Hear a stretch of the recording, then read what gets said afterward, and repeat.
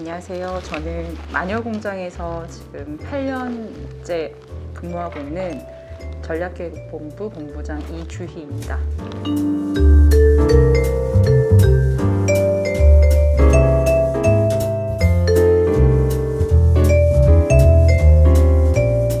마녀공장 굉장히 좀 강렬한 이름과 좀 생소한 단어이실 수도 있는데요. 사실 이름과는 다르게 착한 성분으로 유명한 그 스킨케어 제품을 판매하고 있는 그 화장품 회사입니다.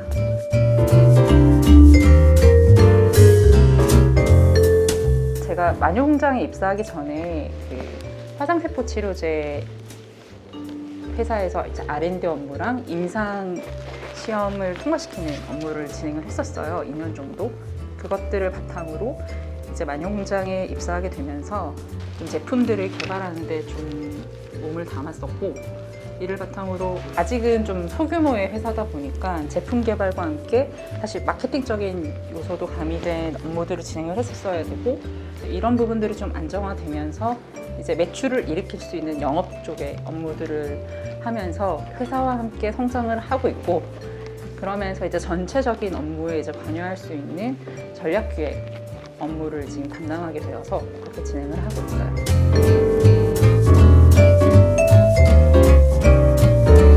마녀공장에서는 아직까지도 저희 브랜드를 알려야 되는 상황들이 많다 보니 이제 시장에 대한 분석들을 바탕으로 이제 제품들을 어떻게 전략적으로 배치시키고, 저희는 어쨌든 온라인 사업이 모태거든요. 네.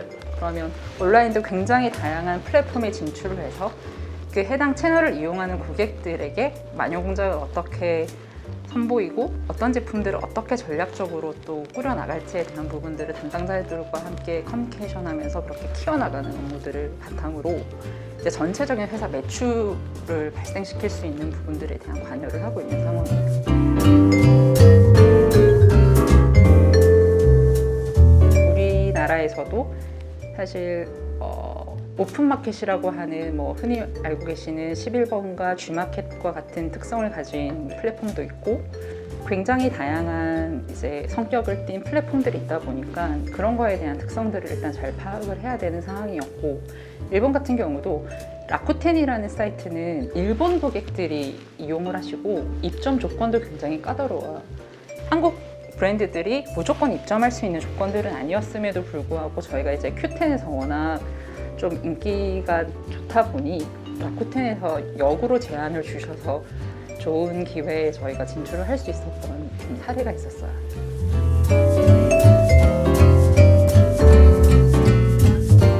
네, 국가마다 사실 좀 그런 부분들이 다르기도 한데, 예를 들어 중국 같은 경우는 위생허가라고 해서 타 국가의 화장품을 팔기 위해서 중국 정부의 이제 허가를 받아야 되는 그 시험 단계들이 있어요. 그거를 이제 서류부터 시작해서 실제 시료들을 바탕으로 또 절차를 거쳐야 되는 부분이 있고, 유럽도 마찬가지고 그 절차들을 저희가 다 직접 진행을 하면서 해당 국가 진출들을 지금 계속 진행을 하고 있는 상황입니다.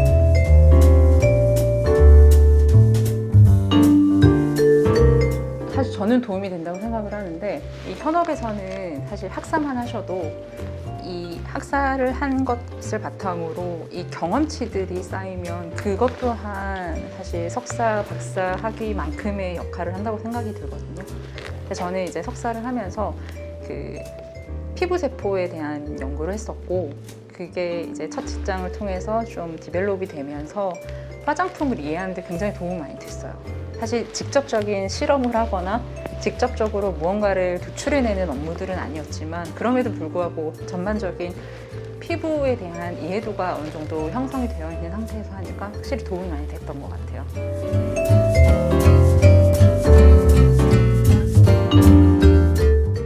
저 같은 경우는 생명공학을 전공을 하고 생명과학, 이제 피부세포를 연구하는 경험을 거쳐서 지금의 자리에 오게 되었지만, 보통은 이제 화학 전공자분들이 많으시고요.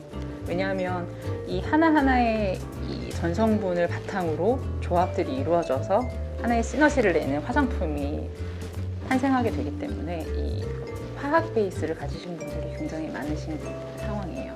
화장품에는 이제 세 가지에 대한 식약처에서 이제 인증한 기능성들이 있어요. 미백도 있고 주름 개선도 있고 이제 자외선 차단. 그러니까 이런 부분들을 또 확인할 수 있는 업무들이 필요하다 보니까 그런 외부 임상기관들이 또 따로 있어요. 거기서는 다양한 시험법을 통해서 이 화장품에 대한 효능 효과들을 확인할 수 있는 또 업무들이 이루어지기도 하고, 그러니까 이런 것들이 좀 화장품을 기반으로 뻗쳐나갈 수 있는 업무들이 있다 보니까 거의 이 베이스들이 이공계 업무들이어서 굉장히 좀 다양한 직무를 경험하실 수 있는 베이스가 되는 것 같아요.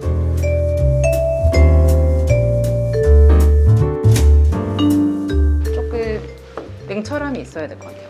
왜냐하면 분석력들이 바탕이 돼서 그 매출에 대한 숫자 부분들이 도출이 되어도 어쨌든 이것들이 어떻게 발생됐는지에 대한 분석이 있어야 되고, 사실 경영에 있어서는 발생된 매출뿐만 아니라 여기에 필요한 사실 손익부터 시작해서 더 체크해야 될 사항들이 많거든요. 그러니까 그런 분석력들이 바탕이 돼야 되고, 그다음에 조직을 운영함에 있어서도 어느 한쪽에 치우치지 않아야 되는 부분이 있다 보니까, 근데 그럼에도 불구하고 따뜻함은 있어야 하고 네, 그런 것 같아요.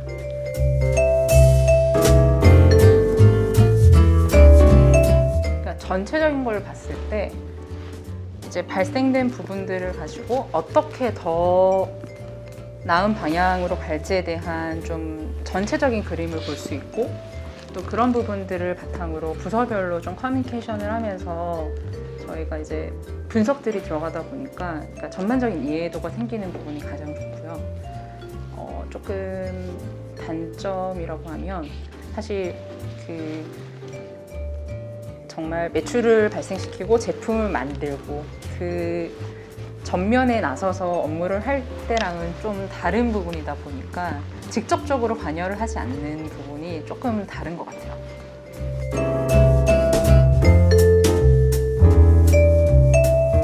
모든 일의 가장 중요한 부분은 사실 관심부터 시작이 되는 것 같거든요. 내가 관심이 있어야지 흥미가 생기고, 그 흥미를 바탕으로 즐겁게 할 수 있는 원동력이 생기기 때문에 사실 이게 취미 때와 또 이게 업무가 되었을 때는 좀 얘기가 달라지지만, 업무를 함에 있어서도 재미있게 임하는 분들을 따라갈 수가 없어요. 그래서 화장품이라는 분야도 사실 관심만 있고 조금만 더 들여다보면 본인들이 할 수 있는 영역들이 굉장히 많아요. 얼마 전에도 과학동아에 소개가 됐지만 뷰티 크리에이터 분들께서도 사실 전공자도 아니시고 다른 부분들도 아니지만 누구보다도 관심이 있기 때문에 그걸 자신 있게 다른 사람에게 소개를 할 수 있고, 그게 나아간다면 판매까지도 할 수 있는 부분이다 보니까 이제 그런 것들을 바탕으로 봤을 때 이 화장품이라는 분야는 정말 관심을 바탕으로 그거에 대한 본인의 명확한 목표가 있으시다면 그 방향으로 나아가시면 분명히 좋은 성과가 있을 거예요.